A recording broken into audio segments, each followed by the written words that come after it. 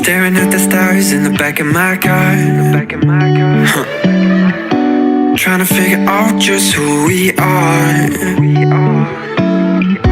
Catching moments on our phones, taking pictures, calling. Cerita dibuka dengan suasana mencekam. Seorang pria ditemukan dalam kondisi terikat dan penuh luka bakar di sebuah gudang terbengkalai yang terbakar. Petugas pemadam kebakaran berhasil menyelamatkannya, namun tubuhnya telah terbakar parah.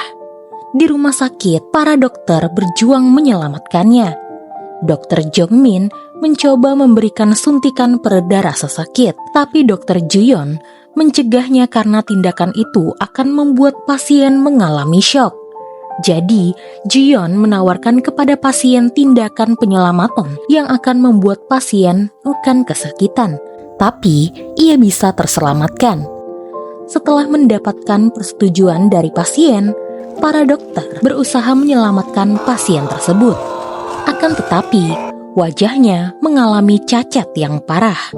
Tidak hanya itu, pasien yang belum diketahui namanya itu juga mengalami perubahan terhadap suara karena menghirup asap yang sangat banyak. Pada saat itu, pasien menyebutkan namanya dengan lirih.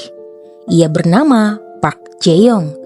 Saat itu, Dr. Juyon tampak ragu dan tidak nyaman saat mendengar nama pasien yang baru saja ia selamatkan. 살려주셔서 감사합니다. Cerita lalu bergeser ke 15 hari sebelum kebakaran. Jeong hidup dalam kesulitan. Ia bahkan belum membayar sewa apartemennya selama 3 bulan dan menghindari penagih hutang yang terus-menerus menghubunginya. Akhirnya, para lintah darat itu datang ke rumahnya dan langsung menangkapnya. Dia dibawa ke sebuah tempat operasi darurat dan mereka mengancam Jeong jika dia tidak bisa membayar hutang dalam waktu 30 hari, maka organ tubuhnya akan mereka panen. 그러면 네 몸은 어딘지 알겠지?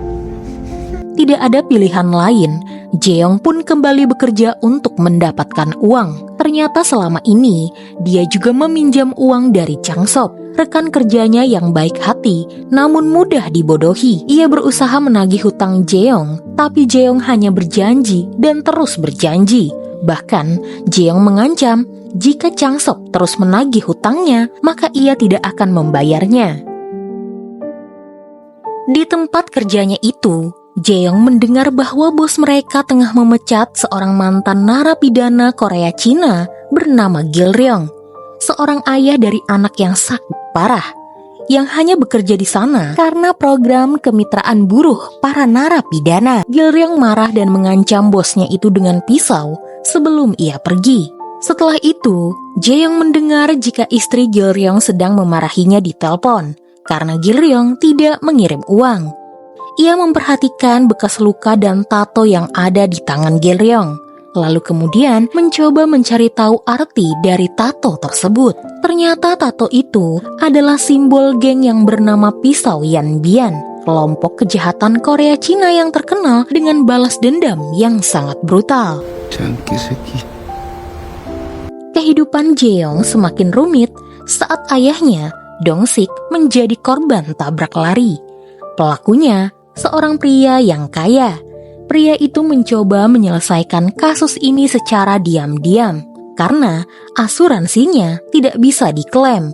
Pria itu lalu memberikan 5 juta won kepada Jeong untuk tutup mulut. Jeong kemudian memberikan 3 juta kepada ayahnya untuk pengobatan. Ia berbohong jika kenal dengan pelaku tabrak lari itu yang sedang kesulitan keuangan, sehingga mau tidak mau, ia menerima uang tersebut. Namun kemudian, ia mencoba mengambil kembali uang 3 juta yang baru saja ia berikan kepada ayahnya dengan dalih sedang butuh uang. Tentu saja ayahnya menolak. Ia bahkan yakin saat ini putranya itu tengah berbohong. Lalu kemudian, seorang wanita muncul. Dia adalah kekasih Dong-sik. Kesal, Jeong lalu mengejek ayahnya yang menurutnya lebih mementingkan perempuan muda ketimbang anaknya sendiri. Ia kemudian kembali ke si penabrak untuk memeras tambahan uang 3 juta won dengan alasan ia akan melaporkan kepada polisi jika si penabrak itu berbau alkohol. Artinya, Ia menyetir sambil mabuk. Mau tidak mau, penabrak itu pun menyetujuinya. Malam harinya, saat mengunjungi rumah Dong-sik untuk mengambil baju dan perlengkapan selama di rumah sakit, Jeong malah mencuri jam tangan milik ayahnya bermerek Rolex dan juga sejumlah uang. Di sana ia menemukan polis asuransi jiwa dengan nilai 500 juta won jika Dong-sik meninggal karena kecelakaan atau penyakit. Dihadapkan dengan dilema hidup atau mati, Jeong berpikir dibunuh atau membunuh ayahnya. Saat merenungkan hal ini, sekelompok remaja meminta dia membelikan rokok. Ketika ia menolak dengan kasar, anak-anak SMA itu malah memukulinya dan mencuri barang-barangnya, termasuk jam tangan Rolex dan juga baju perlengkapan milik ayahnya. Saat pingsan setelah diserang, Jeong bermimpi buruk tentang dirinya berada di meja operasi. Ia pun langsung terbangun di rumah sakit. Dong-sik yang seharusnya masih dirawat mencoba mencari keadilan untuk putranya. Namun, polisi kesulitan mencari pelaku karena Jeong diserang di gang yang tidak ada CCTV-nya. Bukannya menyesal karena sudah menipu ayahnya, Jeong malah mendapatkan ide untuk menyewa Gil-ryong agar membunuh ayahnya. Jeong lalu mencari tahu alamat pria Korea Cina itu melalui bosnya. Setelah menemukan alamatnya dan bertemu dengan Gil-ryong, Jeong langsung menawarkan 60 juta won untuk membunuh ayahnya. Dengan syarat pembunuhan harus terlihat seperti kecelakaan. Jeong berbohong jika uang asuransi ayahnya senilai 200 juta dan memberikan 30% untuk Gil-ryong. Tanpa ragu, Gil-ryong menerima tawaran tersebut. Dan sebagai bukti kesepakatan mereka, Jeong bahkan merekam perjanjian dan memberikannya langsung kepada Gil-ryong.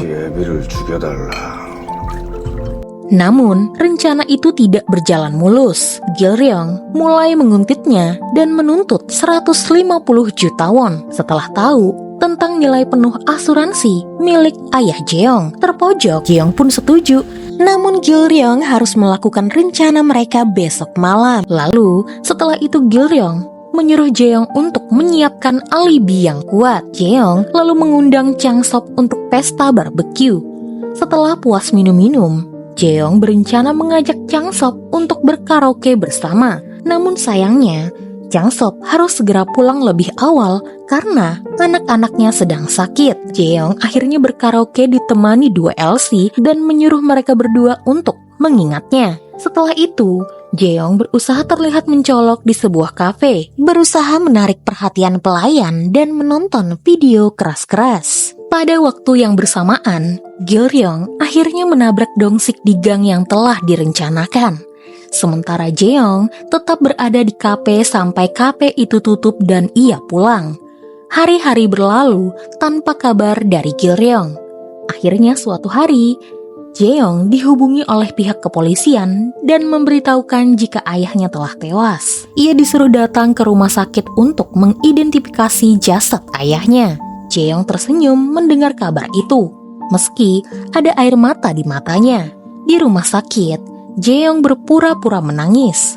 Namun ia terkejut saat polisi memberitahukan jika ini bukan kecelakaan biasa.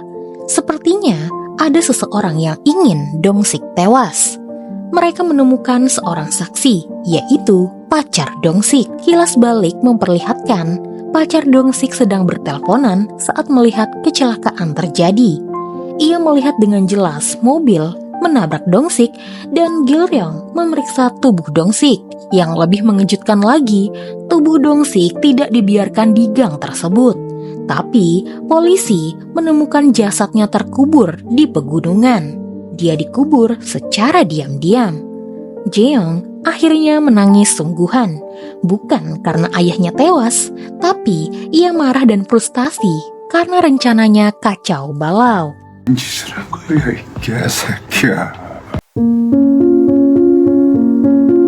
Suasana bersalju di Gunung Chowol, tempat sepi yang jarang dikunjungi oleh pendaki. Seorang vlogger tengah merekam vlog setelah semalam berkemah di sana. Saat hendak pulang dan menuruni pegunungan, ia dikejutkan saat seekor anjing mulai menggali tanah. Tanah yang tergali memperlihatkan sesuatu yang sangat mengerikan. Mayat manusia yang terkubur dangkal, dan korban itu adalah Dong-sik. Cerita kemudian beralih ke Han Sang-hun, seorang dokter muda yang sukses dan percaya diri. Ia sedang menunggu kencan dengan pacarnya Yoo-jung yang tampak anggun namun menyimpan sisi manipulatif. Sang-hun merasa hidupnya sempurna. Ia kaya, tampan, dan punya wanita cantik di sisinya. Namun saat mereka bertemu, Yoo-jung mengambil kendali sepenuhnya. Ia akan mengambek tanpa alasan dan Sang-hun akan membujuknya. Karena sekali Yoo-jung merayu, Sang-hun akan jatuh ke dalam dekapannya. Malam itu, Yoo-jung mengajak Sang-hun untuk tidur bersama. Berhubung hotel sedang penuh, mereka pun pergi ke penginapan terpencil yang sering didatangi oleh Yoo-jung. Ia sering datang kemari bersama temannya setelah pergi mendaki. Setelah minum-minum, mereka berdua tidur bersama. 3시간 이후에 술 먹... Usai menjalani malam yang indah, Yoo-jung buru-buru hendak pergi karena ayah temannya dikabarkan meninggal dunia. Sang-hun tidak ingin menyetir dan mengantar kekasihnya karena ia masih dalam keadaan mabuk. Di sana, Yoo-jung kembali marah-marah karena tidak ingin pacarnya mengambek. Sang-hun pun setuju untuk mengantarnya pulang. Di tengah perjalanan, Yoo-jung meminta maaf sudah membentak Sang-hun. Ia lalu mencium dan menggoda pacarnya itu, bahkan merayu Sang-hun untuk melakukannya lagi di dalam mobil. Sang-hun mencoba menolak karena bisa berbahaya, tapi Yoo-jung terus memaksanya. Hingga tiba-tiba saat asik bermesraan, mobil mereka menabrak seseorang. 뭘 친 거야? 사람 친것 같아. 뭐? Korban tewas di tempat. Yoo-jung ingin menghubungi polisi, tapi Sang-hun menolaknya. Ia panik dan menyalahkan Yoo-jung karena memaksanya menyetir dalam keadaan mabuk. Ketakutan karena karirnya bisa saja hancur, Sang-hun memutuskan untuk menutupi kecelakaan tersebut. Saat mereka masih bingung apa yang harus dilakukan, sebuah mobil berhenti di dekat mereka. Seorang mekanik dan pacarnya sempat bertanya apa yang terjadi, tapi Sang-hun menenangkan mereka dan berpura-pura semuanya baik-baik saja, tanpa tahu maksud dari mekanik dan pacarnya itu. Setelah mereka pergi, Sang-hun dan Yoo-jung kembali fokus kepada jasad Dong-sik. Yoo-jung yang mulai panik menolak rencana dari Sang-hun untuk mengubur mayat di pegunungan yang dingin. 말이 된다고 생각해? 지금 이 상황 자체가 더 말이 안 되는 거야. 산으로 가서 가면서 얘기하자, 유정. Namun, sebelum keputusan dibuat, seorang pengendara sepeda muncul sebagai saksi mata yang tidak sengaja mendengar rencana busuk mereka berdua karena menjatuhkan botol minumannya.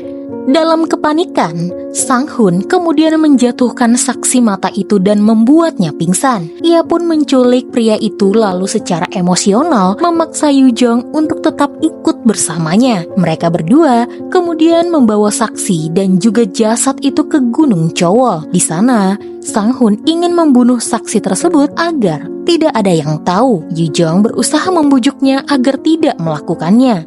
Namun, ketika saksi mulai berteriak minta tolong, Sang-hun kehilangan kendali dan memukulinya dengan tongkat golop. Dalam ketakutan dan juga rasa sakit akibat pukulan, saksi itu memohon dan berjanji untuk tutup mulut.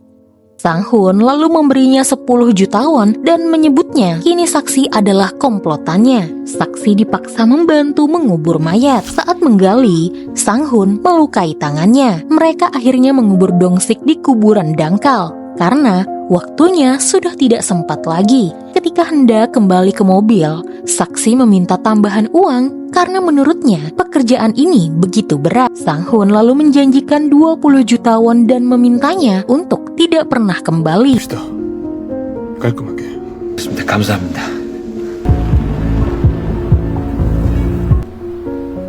Kembali ke kota, saksi mata minta ongkos pulang. Tapi Sang-hun meremehkannya. Ia lalu menghapus rekaman dashcam dari mobilnya dan membawa mobil itu ke bengkel. Biaya servisnya mencapai 4,8 juta won. Membuatnya begitu frustasi karena uangnya habis dalam satu malam. Namun masalah belum selesai, Sang Hun mulai dibuntuti oleh pasangan mekanik kemarin malam. Mereka mengambil foto secara diam-diam, menyadari ada sesuatu yang janggal dari Sang Hun. Sementara itu, luka pada tangan Sang Hun semakin memburuk. Ditambah, ia gelisah karena semenjak peristiwa itu, Yoo Jong seolah menghindarinya. Yoo Jong beralasan jika ia butuh waktu untuk beristirahat dan menenangkan pikirannya. Sang Hun lalu berucap jika dirinya sedang kesulitan uang dan harus pindah klinik. Ia malu meminta pertolongan kepada kekasihnya. Karena merasa semua masalah berawal darinya, Yoo Jong pun berjanji membantu Sang Hun untuk mencari uang. Di akhir episode, Sang Hun yang tengah membersihkan luka tangannya di dalam klinik dikejutkan oleh kehadiran seseorang. Ketika ia menoleh, ia melihat saksi mata yang pernah ia pukuli kembali berdiri di hadapannya. Dan episode pun berakhir di sana dengan nuansa ketegangan dan karma yang mulai menuntut balas. 푹 좀 쉬셨어요, 선생님? Staring at the stars in the back of my car. Huh. Trying to figure out just who we are. Catching moments on our phones, taking pictures, call it home. Picking words out of